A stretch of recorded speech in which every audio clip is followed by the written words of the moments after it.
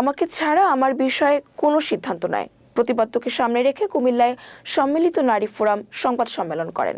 শুক্রবার 7 মার্চ সকালে কুমিল্লা প্রেস ক্লাবে বিশ্বজুড়ে নারীর সম অধিকার আদায় নারী দিবস পালনে এই সংবাদ সম্মেলন অনুষ্ঠিত হয়েছে।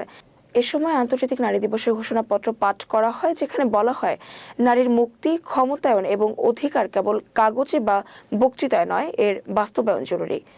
সকল স্তরে নারীর পূর্ণ অংশগ্রহণ এবং মতামত নিশ্চিত করতে হবে। সংবাদ সম্মেলনে উপস্থিত ছিলেন এইড কুমিল্লার নির্বাহী পরিচালক রোকেয়া বেগম শেফালী, প্রত্যয় উন্নয়ন সংস্থার মাহমুদা আক্তার, পেজ ডেভেলপমেন্ট সেন্টারের মোহাম্মদ ইউনুস, দিয়ার আবুল কাশেম, সৃষ্টির সালমা আক্তার, ডাউপের নাসরিন আক্তার এবং অন্যান্য নেতৃবৃন্দ।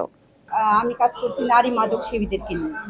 বর্তমানে আমরা বিপ হেলথ কেয়ার পজিটিভ অ্যাকশনে কাজ করছি, আর এখানে আমরা কাজ করেছি 2024-এর জুন থেকে কাজ শুরু করেছি। এই পর্যন্ত আমাদের হচ্ছে প্রায় আমরা 500 জনকে রিচ করতে পেরেছি। তো আমরা তাদেরকে প্রথমত অ্যাওয়ারনেসের মাধ্যমে তাদেরকে রিচ করি। তো এই অ্যাওয়ারনেস করে থাকি, বিভিন্ন স্বাস্থ্য সেবা সম্পর্কে তাদেরকে পরামর্শ দিয়ে থাকি।